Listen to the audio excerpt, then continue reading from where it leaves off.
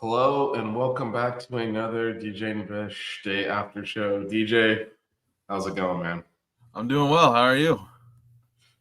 You know, I always say don't apologize for a loss, for a win, and don't excuse a loss. And much better than last week, I'll say. Yeah. It's always good winning football games.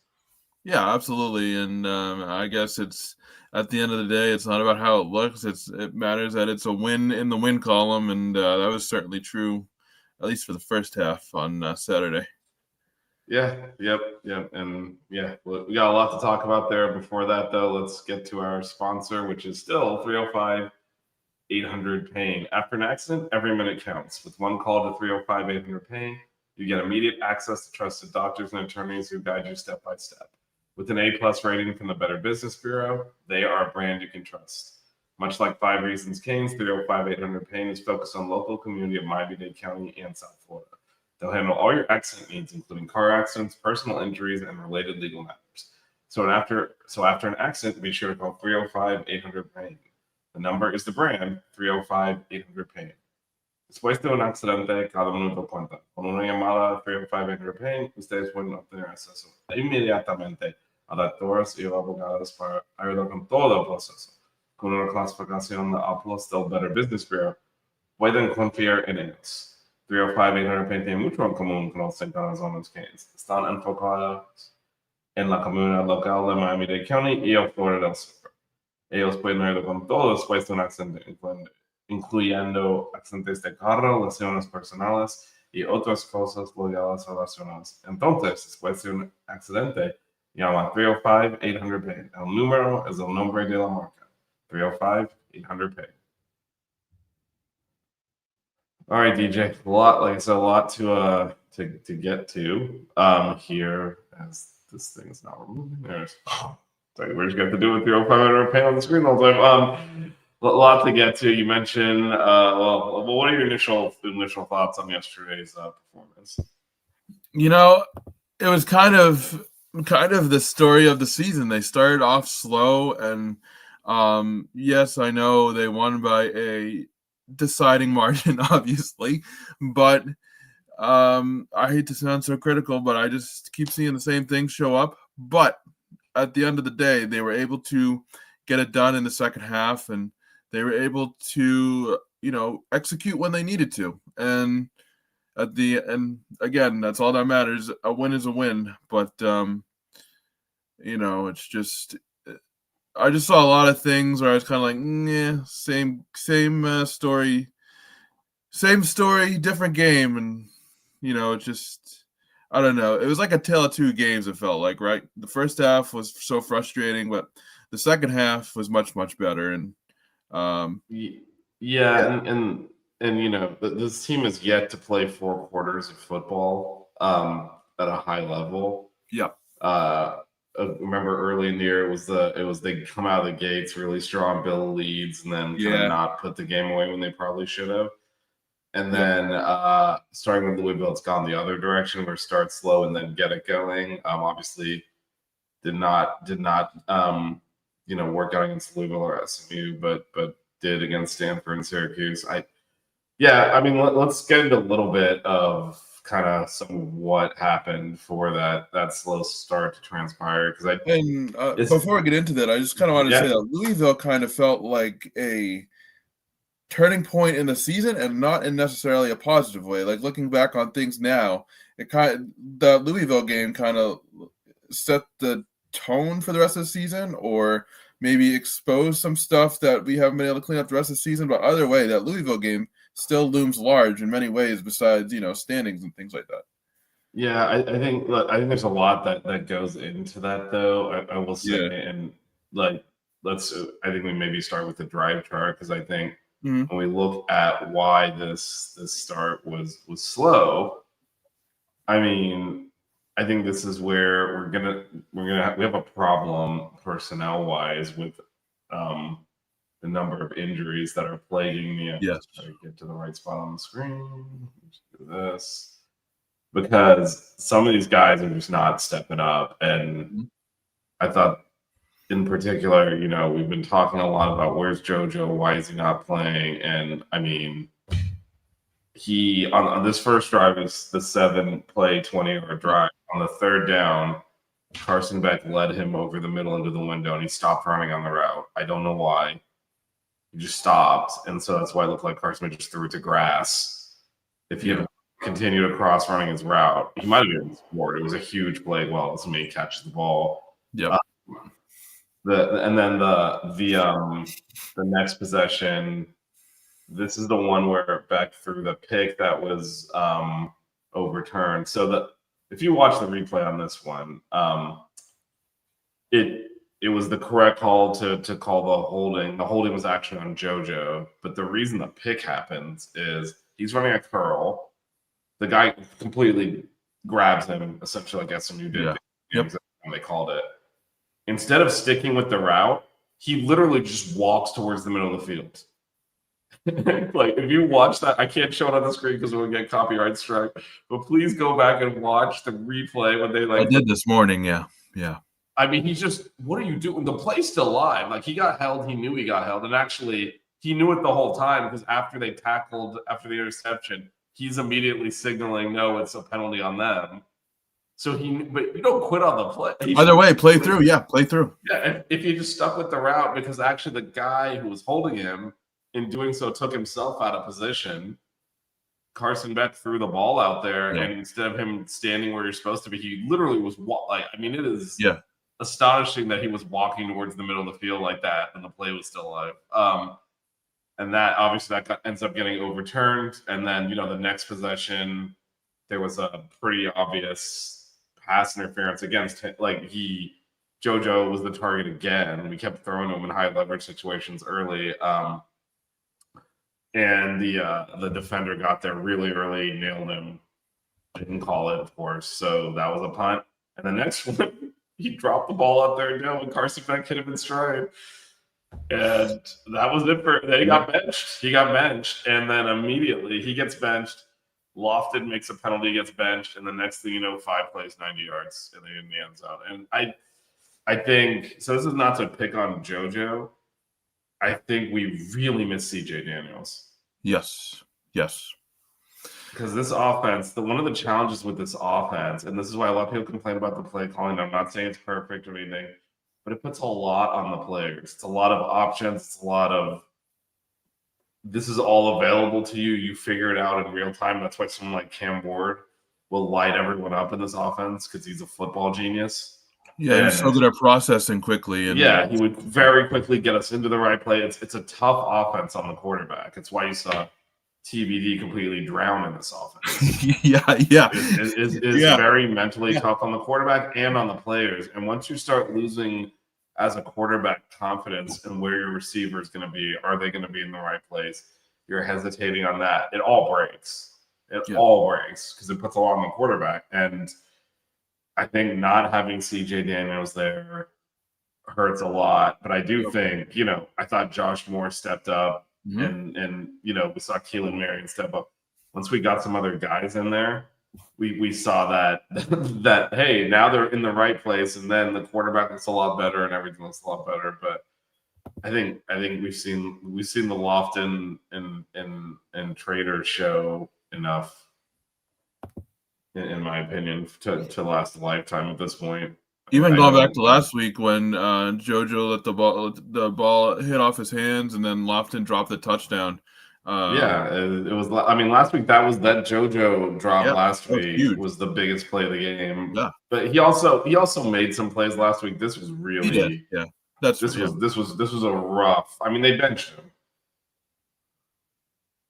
I mean, that's such something right there because they generally let people play through things. They bench him. Yeah. So, and then he got back in the game later, but they put Josh Moore in and put him to the bench for this drive, which again went to Marion. Even after a holding penalty, again they just played a Upshaw was big. It was the bubble screen, and then he hit more up the seam, and then then it was the touchdown from Malachi. That was the trick play. But I mean, 5 plays to go 90 yards when they had like 60 yards the whole game up to that point is it's pretty telling. That so there is a better offense in here, and they got to unlock it.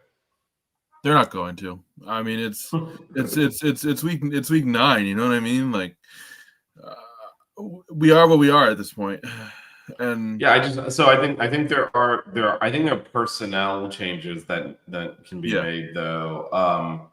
There are some injuries that are hurting. Like I said, I think a lot of this got exposed because CJ Daniels has been injured, and you're starting to go deeper into. If we rewind all the way back to August, you're like the wide receiver room might be a little lacking in depth. Yep. Like last year, if we'd taken an injury, if you recall, we had 4 reliable, very generally reliable receivers with Horton, X, Jacoby George, and Sam Brown. And so like there was just a good rotation there. Yep. And it looks like behind Daniels and Malachi, it's very hit or miss. And I think that's hurting now with Daniels out. You're really looking for everyone's rolling their coverage to Malachi. You've seen his numbers come down because they're like, we're not gonna let this guy beat us, which is what I would do if I was defending the Canes right now. So so they're asking the other guys to step up, and when they did in this game, it exploded, but there was a lot of times where they didn't, and I think that's where the offense got stuck early. Once it started rolling, it was fine. Yeah, I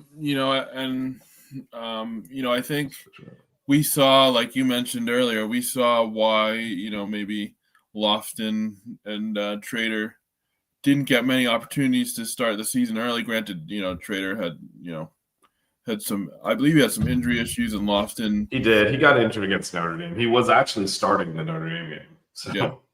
So I mean, it is kind of disappointing to kind of see them have a rough game yesterday because, like you mentioned, even with the interception, I thought Trader had a nice day last week, and I was hoping that kind of Lofton would bounce back after the drop touchdown, and they keep giving them opportunities to improve and build off, not just improve, but build off of, what they've been able to do, and they're just not taking advantage of them. Yeah, and again, I think one of the reasons they're doing that is this offense does need more explosion in it. Like everything's in a box, and that's been the case from the first game. Yeah, there's not a lot of big play ability. There was in the first game somewhat with CJ Daniels making a ridiculous one-handed catch and all of that, but like this is a team that struggled to generate big plays, and I think Lofton and Trader are athletic freaks, as is Jordan Lyle, and they're like, we can generate big plays with these guys, but it's just not translating onto the field, and pretty noticeably not translating onto the field. And I think the reason they keep getting opportunities is like they do bring something different to the table than the rest of our roster. It's just not. It's not happening. Can't unlock it, And I don't have any reason to think that they can at this point. And to me, it's a whole different thing when, it's not showing, but I mean, you got to run your routes correctly if you're a receiver, or the quarterback can't throw you the ball. And and that's just, I know it sounds obvious, but like JoJo is very inconsistent in his route running, and that is problematic. Again, when you have a timing offense and a quarterback, a lot of it's option routes and things where the quarterback needs and the receiver need to be on the same page, and it's just not happening. And like you mentioned, we'll answer this question in a bit. Mostly that's for tomorrow's show, I guess, but we'll answer. We'll talk about that a little bit. Shout out to Melissa. Hey, Mel.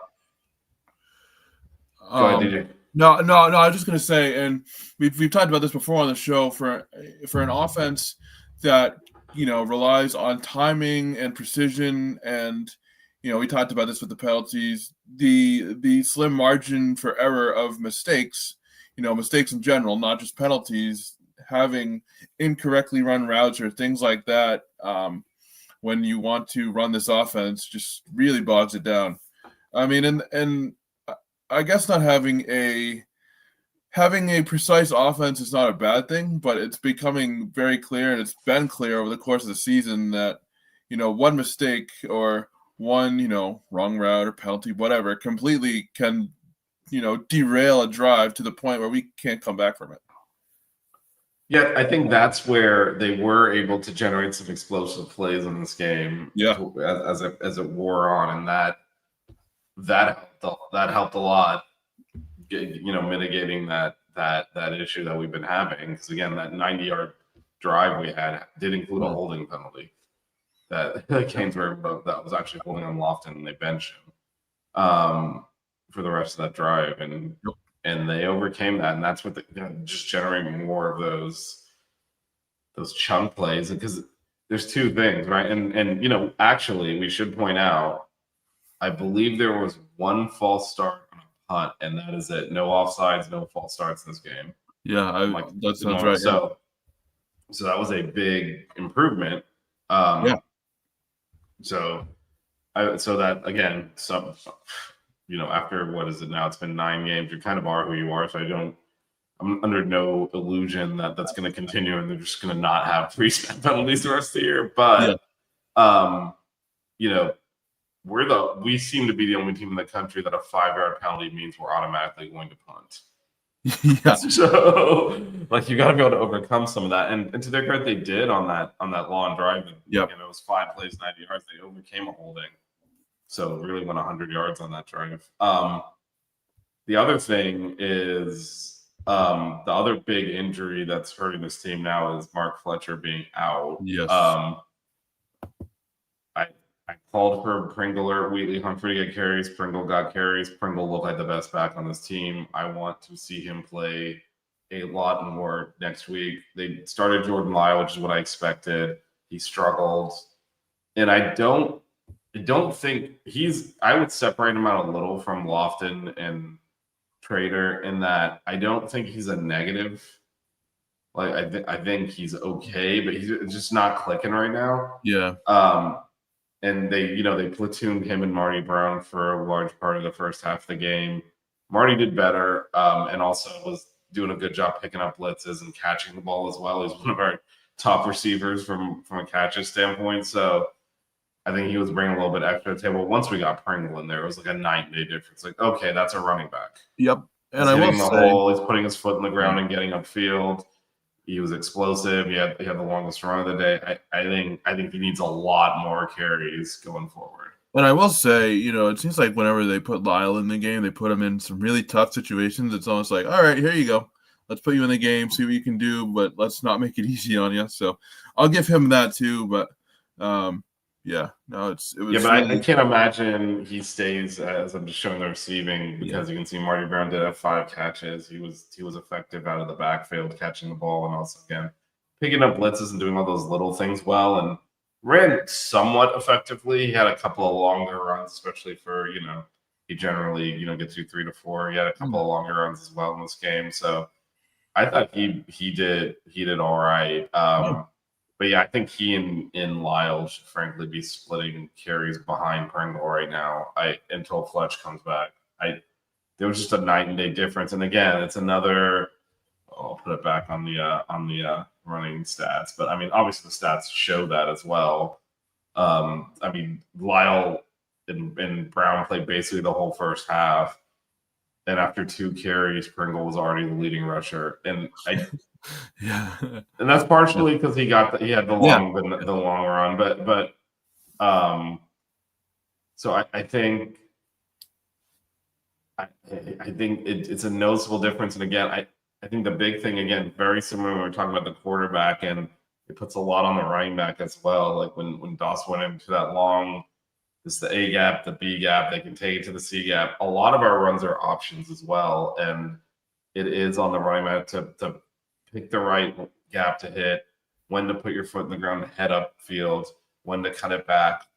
A lot of that is it's not straight. It's not straight up. Let me just follow a blocker to follow a lead blocker. Yeah. A lot of it is kind of I got to find where the gap opens and kind of read the defense. And I think Lyle and I think Brown are struggling with that. And I thought Pringle just repeatedly put his foot in the ground, got upfield, and maximized yardage on these runs. And we need more of that, especially with Fletcher out.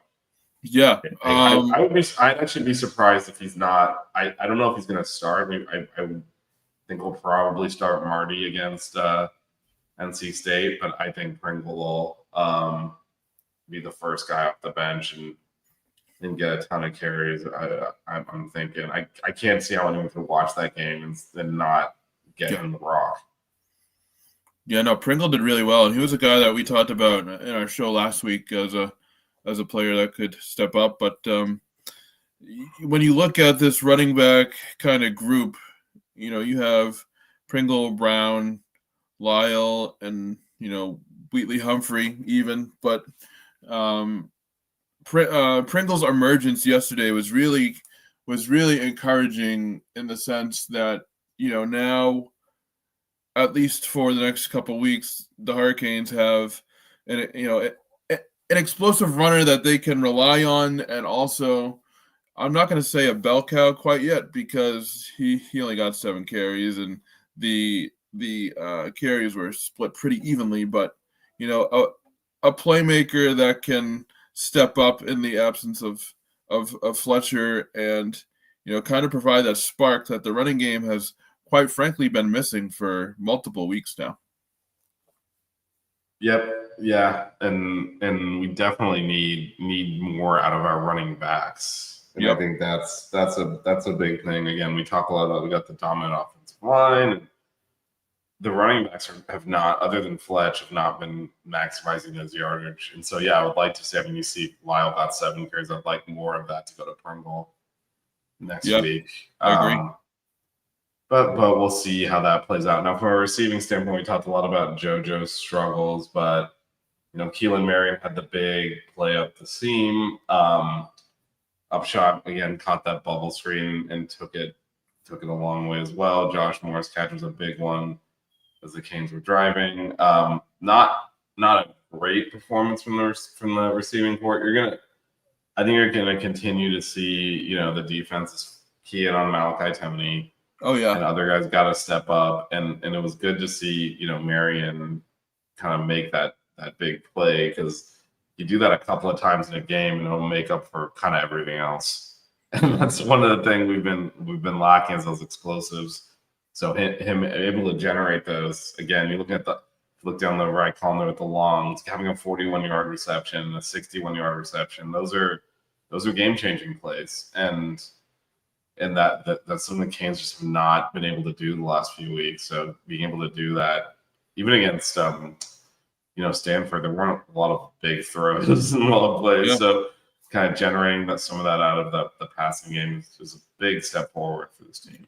Yeah, for sure. And even, I know he had a rough game, obviously, but Lofton with a long of 10, even though that was the only catch, 7 from Bauman, and then 7 even from Lyle. I mean, those are the types of plays that you want out of this offense, and quite frankly, what we expected to see the entire year. Yeah, I think we need CJ Daniels back. Yeah, we do. He was listed as questionable this week. Fletch was listed as out.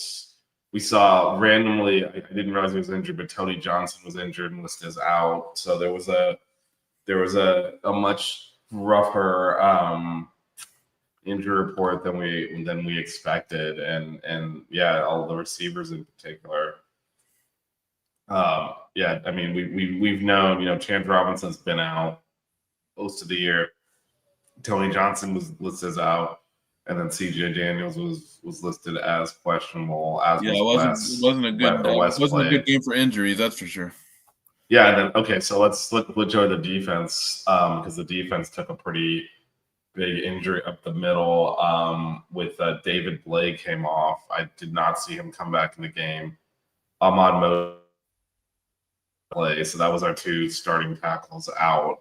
Yeah. But that Justin Scott deputized okay, but Syracuse had a lot of success running the ball for a team that is not a good running team at all. They, I believe, were 125th in the country in rushing. Yeah, they weren't good. They were down there. So that to me, this is, we have a top 10 run defense, so that 161 yards feels like it should not happen in that game. Again, we have a bunch of injuries up the middle, and that's kind of where Syracuse was having success, was kind of going right in between the tackles, and all the gaps we complained we run through, they were able to run through. Yeah, right. No, again, given the injuries, not necessarily that surprising. But how concerned are you with the run defense coming out of this game? I mean,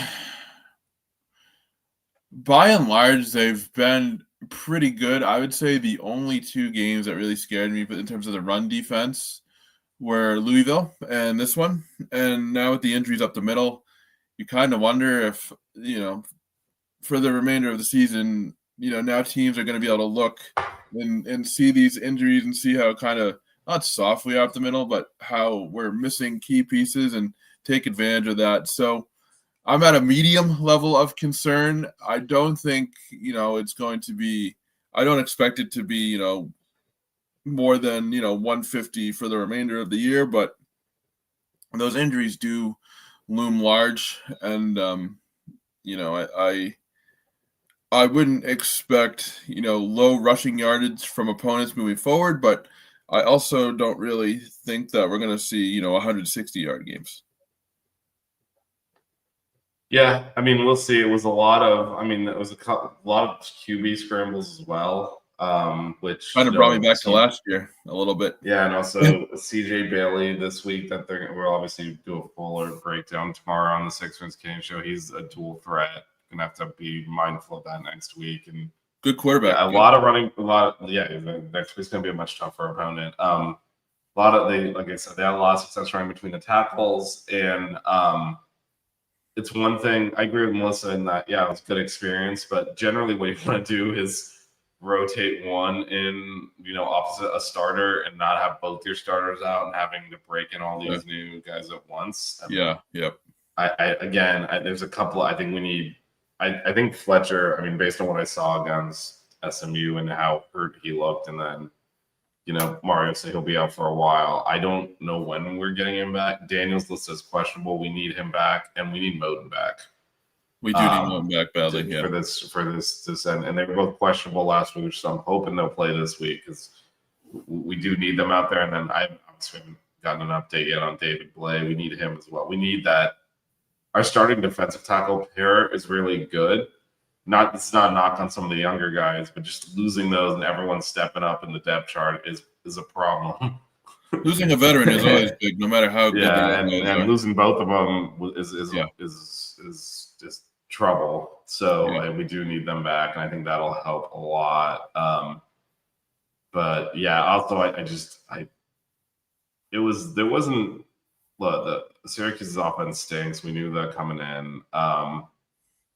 I thought we gave up probably a little bit more than we would have wanted to in this game, especially on the ground. But I don't think it's overly concerning. Just no, you got to refocus. Again, next week's a totally different animal. In terms of they're a much better team than Syracuse. They're a significantly better offense, and they do things differently. So it's just a totally different game plan we're gonna have to put in. I thought, and I think, some guys did have great games. Again, it was Keontae Scott has just been amazing this year, and it was great to also see him get the touchdown. He deserved it. Like, he's been playing just at an elite level, and when he got that pick six, it was like, he definitely deserved it bad. He's been all over the field. He's been blitzing well. He's been tackling. He's been covering. He's been basically doing everything, and that was a reward for an entire season of good work. So that was great to see. We haven't done a great job of forcing turnovers this year, as good as the defense has been. So it's good to kind win that battle 3-0, and so I think there is a lot of positives. The only concern I have 7 defensively sacks is like too was a positive, I thought. season high 7 sacks, and that actually, so that's definitely a positive. But DJ, as you well know, sacks are subtracted from rushing yards. So even with the 7 sacks, they gave 161 rushing yards. Again, to a team that does not run the ball well at all. So I think there's a lot of positives other than the run defense. I think everything was good there. Because getting pressure to the quarterback has been hard at times this year for this group. Yep. And the fumble at the end of the half. And that was really just good run defense that led to a fumble. So no, I think just gotta clean up some things in the run fits, and I think that'll go a long way towards preventing this from happening next week. The other thing that happened is Syracuse did go back to the, not obviously Angeli's out for the year, but they went back to the actual backup last week. They tried to let's see if this works. They tried a freshman in there, and he went 4 for 18. Yeah, he was not good last week. who we did get a better quarterback this week than the one that couldn't do anything last week. So I think again, 124 yards passing, the 2 interceptions. You'll take that. That's fine.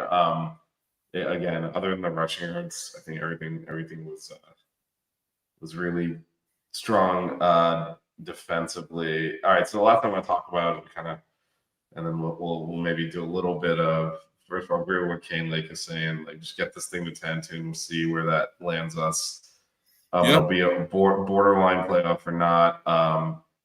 And then we'll talk about this question as well a little bit throughout the show. But first, before we do that, I want to talk about our special teams because we are getting killed in the punting battle. And it's a lot of yardage. Again, we keep going back to this. Why do we move the ball up and down the field and it doesn't show up in the scoreboard? In that first quarter, we drove to roughly midfield, punted into the end zone for a touchback. They drove to roughly midfield, punted down to the 2-yard line. Yeah. We're losing 40 yards on these punt exchanges because we cannot down anything inside the 10-yard line. The punts are occasionally there's a good punt, but a lot of times there's too much air under the ball. It's, coming in hot at the 2-yard line. It's never going to stop. I don't know what's going on with that, but it's killing us in terms of just field position. So, because one of the things that you should when you get these drives, just again, let me pull the drive chart up on stuff like this. From the first quarter, this is actually very demonstrative of what I'm talking about. So, 7 plays, 20 yards. We kick a touchback. They go 8 plays, 25 yards. They punt this ball. And after we get this stop finally, and the squirrel does not love me right now. There it is. They punt this ball and down on the 2-yard line. When we were in the same spot, we punted it for a touchback. Yeah. And so now this 10 play 37 yards is just to get out from our end zone. Yeah. And so that is how just something as simple as, hey, they're punting better than us. All of this work just to get back to where we started the previous drive, when actually when you do this first drive and you get 20 yards and you have to punt, but you've kind of moved the ball out. You're expecting to get paid off on the next drive on that because you're supposed to punt it down inside the 10, and then you stop them. Even if they did their 25-yard drive, they're punting from their 30. You get good field position back. Great field ideally, you're getting a 3 and out, and they're punting it back to a midfield. Yeah. Instead, we lost a ton of yards on this punt exchange, and ended up using the next drive to get those yards back. And now the quarter's over. You're like, how come we haven't scored? Because it's actually a lot of it's the punting. Yeah. And it's not the first. That happened repeatedly against SMU with the just blasting the ball into the end zone for touchbacks when we would move the ball and all of that hidden yardage. Yeah. All of that hidden yardage is exactly why. How did we outgame them by this many yards? And then we didn't. Well, one is penalties, which we actually did a good job with this week. And then the other is the special teams have got to be cleaned up. We need to punt better. We need to down the ball inside the 10-yard line. And actually have these drives that don't score pay off. because they should eventually anyway. Because Yeah. part of this is look, obviously, ideally, you want to just take the ball and put it in the end zone every time. But when you don't, it becomes a little bit more of a field position game. And if you're going to kick touchbacks every time, you piss away the field position. And Yeah. we're just doing a terrible job right now of punting and downing the ball. And I think it all kind of connects to what we were talking about earlier. You have a meticulous offense who can't afford mistakes, who already spend so much of their time just trying to get back that field position, and then this season you have the one or two false start penalties, and then you have to rework yourself back to that. It's all kind of like this major effort just to kind of get back to the center. And it's frustrating. And like you said, I was actually thinking about this the other day too, the punting, I don't know why it's been not poor, but why it's been such an unorganized operation this year. And you have to think the coaches recognize it, you have to think the coaches understand it, but it's been a couple games this year that we've really had to kind of claw our way out again and put ourselves out of this difficult spot. It's just so frustrating.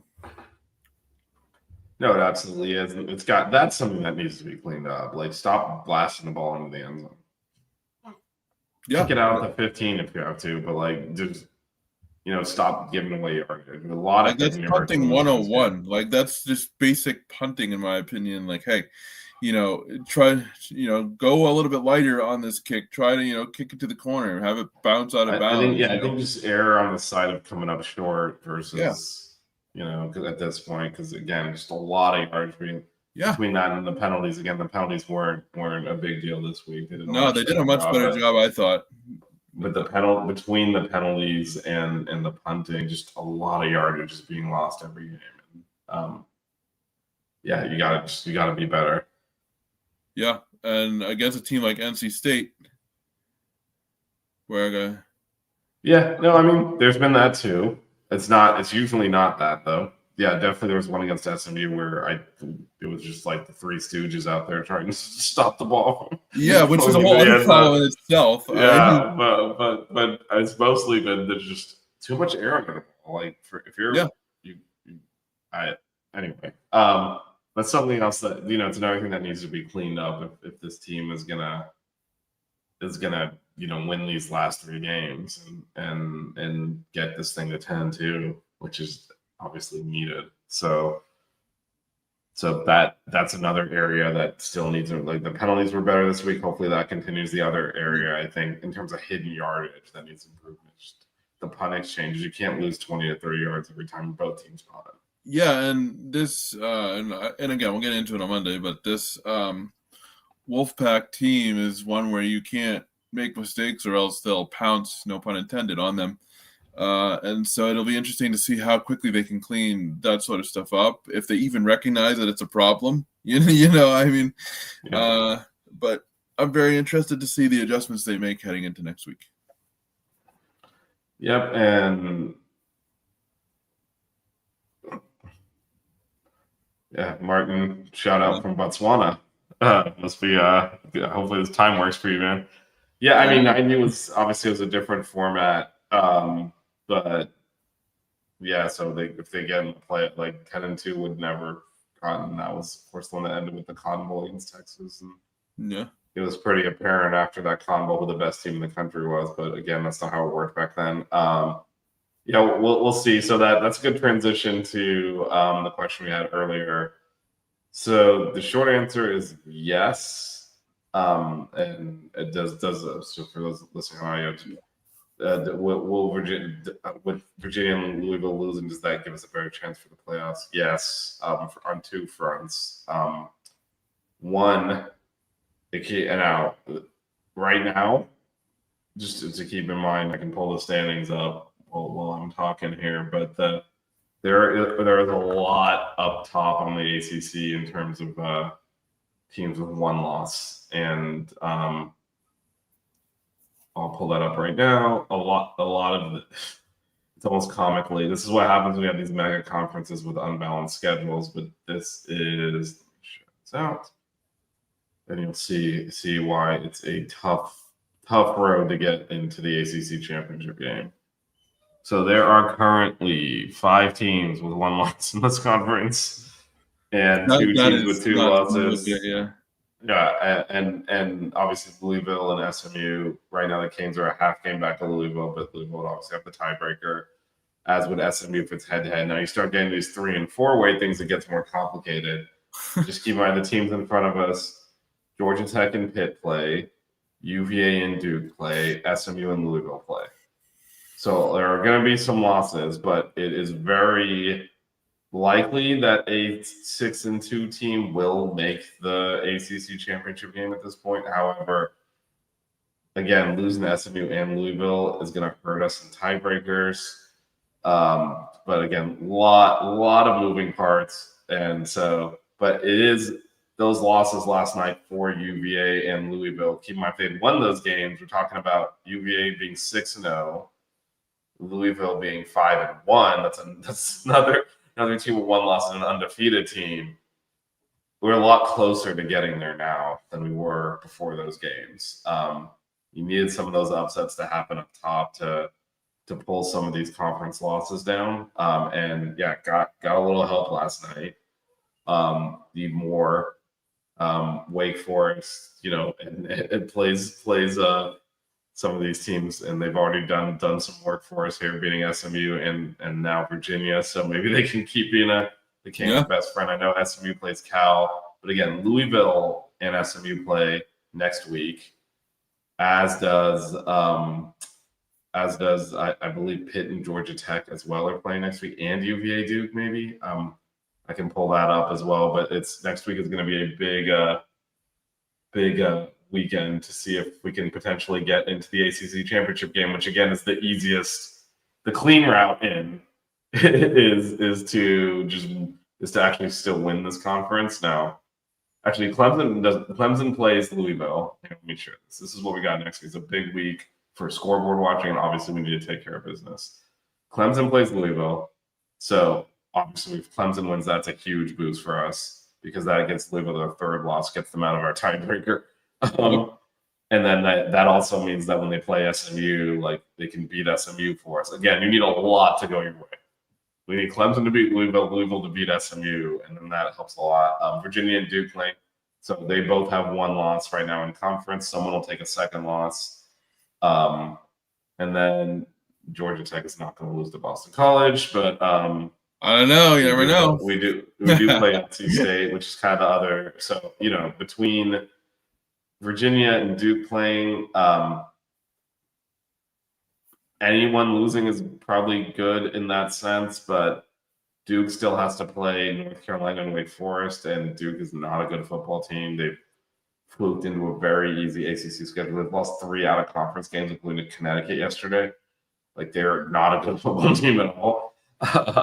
They might not make a bowl game if they don't win this game. So I probably would be better if Duke wins because they could still lose 2 more. Virginia's played already more conference games.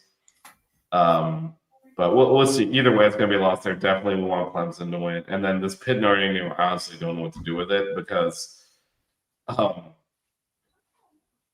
some reason our head-to-head doesn't matter with Notre Dame. So theoretically, we play both teams. So, in a way, whoever wins, will be a team we play. It would not be bad, I would say, generally.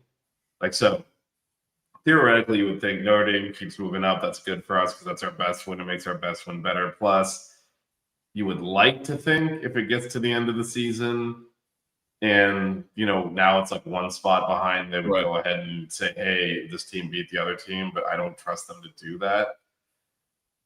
But I think in theory, it's probably better if Notre Dame wins. However, Pitt keeps winning, and they come into the last game at 9-2 and we're 9-2. They'll probably be a top 15 team, and going and winning a road game on the last weekend over a ranked team as putting a stamp on the season is a very good thing. So So I don't think there's actually a bad result for us in that game.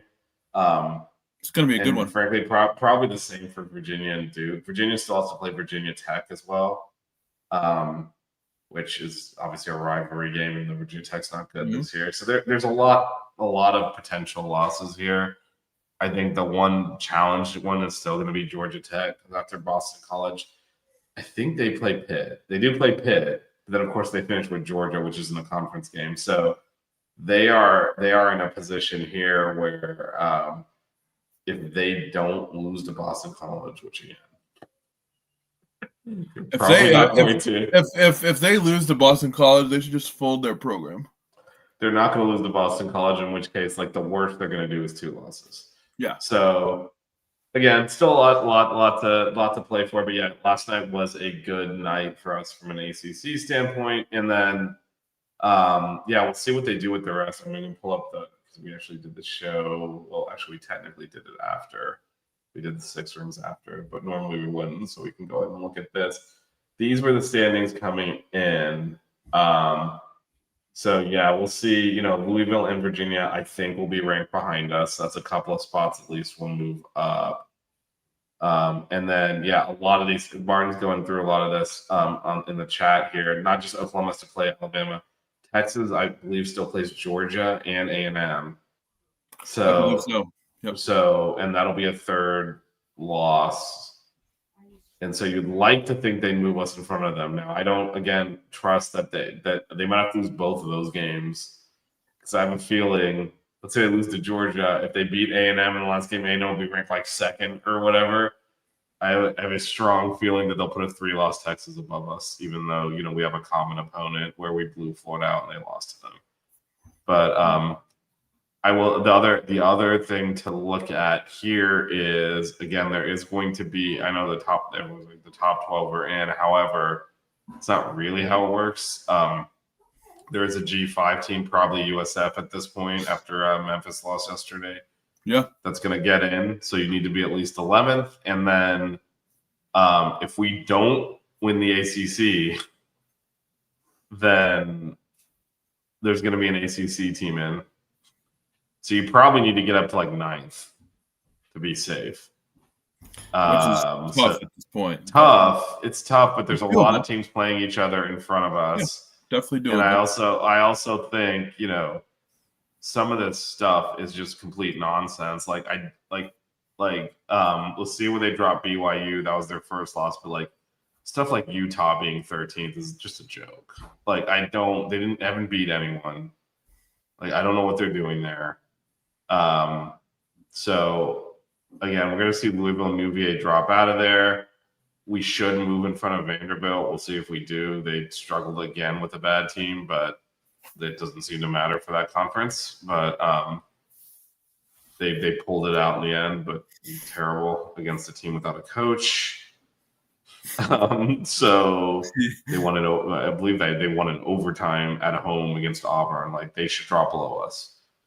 We either have standards or we don't. And so, there's a potential for the Canes to kind of move up to 13, 14 this week. Hopefully, it depends on where BYU drops. And then, we'll see from there. I would say probably on balance, better Pitt beats Notre Dame, but I don't think that necessarily matters. And then, some of these other teams, you look at anyone with a 2 in the column, they take a 3rd loss. Hopefully they drop behind us. And teams like Oregon still has 0 quality wins. They're basically getting by on brand name. If they lose again and they actually revisit their resume, they could drop behind us with 2 losses as well. So there's still a lot to play for it, but last night was definitely good for us in terms of teams winning. And actually, what you want to keep winning, you want Alabama, UGA, Mississippi, and then A&M and Indiana and Ohio State to keep winning. They're not going to lose 3 times to drop. They're not going to lose 3 times to drop behind us. So let them take those spots and then start knocking off these teams in between us and the bottom, and then again, if those teams all play Texas and Oklahoma, if they beat them up, then they're going to fall behind us. And that's a good thing for us. And then again, beating Oregon. Actually, I don't think Oregon plays Ohio State, and they already lost to Indiana. So And they're not going to make the Big Ten championship games. It's going to be Indiana, Ohio State. So they're just going to skate by playing no one but one team and losing that game. And just anyway, the system sucks. But this, you know what? The system would have been excellent when there were more conferences and everyone played each other. With these mega conferences, you have these teams that actually can go through an entire conference schedule and play no one. Yeah, I agree. And this doesn't really work. But anyway, again, a lot to play for, and we'll see how that shakes out. I am worried about NC State this week, though. I mean, yeah, no, I mean, if you don't get to 10 wins, it's done anyway. So that is the goal this week, as they always say. Let's go 1-0 this week. NC State's a good team. It is Senior Day. That game is at 3:30 on ESPN on Saturday. We have a busy week here at the network. Buckets at 2 p.m. today, live from the team store. Come out there and see us at the Thesis Hotel. We'll be talking the start of the hoop season, breaking everything down from the men and women's perspective. Wearing my baseball shirt today. Nice. That is great baseball shirt. Baseball's around the corner. I am ready for baseball. I gotta tell you, this is gonna be a great season. I can't believe it. It seems like football always flies by, doesn't it? Yeah. February is when college baseball starts. So get your season tickets out to the light this year. That team is going to be outstanding. We'll of course have Canes on deck. I'm gonna have to follow more as baseball season kicks off. We have Six Rings Canes tomorrow night. We will get Blue and Jazz to join us, and we'll definitely break down a little bit more of this game and talk about NC State in depth.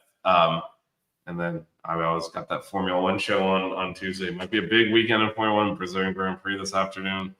But don't watch that. Come to the team store and watch us do buckets at 2 p.m. Head out there. They have some great sales going on too, because it is homecoming this weekend, so they discount some stuff. So definitely nice. Head on by, say hi, get your merch game going. Still got 3 games left, and 1 home game left. And you're gonna need gear to wear when you're watching the Canes win those games. So definitely head to the team store. And check us out 2 p.m. today. We'll be live. If you're not able to get out there, obviously we'll be on our YouTube channel streaming live out of the team store. DJ, thanks for joining me as always. Been great. After the wins, there's so much more enjoyable. Yeah, it's so much easier to get up for, so much easier to be excited about. And hey, just keep winning the game on schedule, and hope the other teams help us out. And you never know. So a lot of teams are playing each other, so some of them will naturally fall out. We're closer than the 18 ranking looks. We got to take care of our own business. Absolutely, and good bounce back win. Good to get back on track. Took care of business. Can't complain too much, but yeah, I'm excited for next week, which we'll talk more about on Monday. But I'm excited for this next game. Yeah, this will be a big one. Again, thanks everyone for watching. Join us at the team store for buckets at 2 p.m. Six Rings Canes tomorrow night at 8:30, where we will also talk about Martins. We got to get points to force teams to pass more and deal with the pass rush. Totally agree. We'll break some of that down. I agree. DJ, thanks for joining me again on this Sunday morning. Absolutely. Thanks everyone, and go Canes. Go Canes.